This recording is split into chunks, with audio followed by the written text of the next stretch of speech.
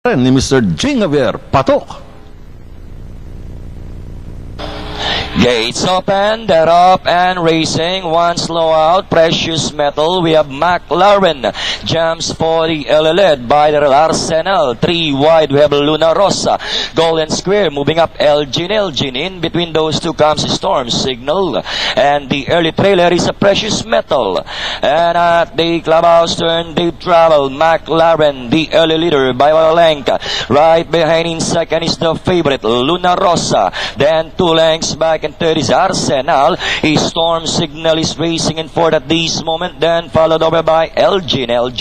Second last is a Precious Metal, and in behind them now is a Golden Square, past the last 800, and now going to the last 650. McLaren just in front, Luna Rosa in second, and in third still is Arsenal.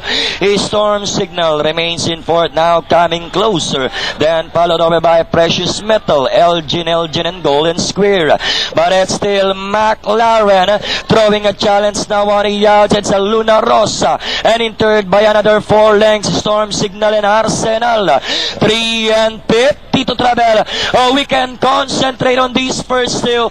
McLaren is down on the inside. Luna Rosa moving up. Luna Rosa, McLaren, Luna Rosa, keep on fighting it out.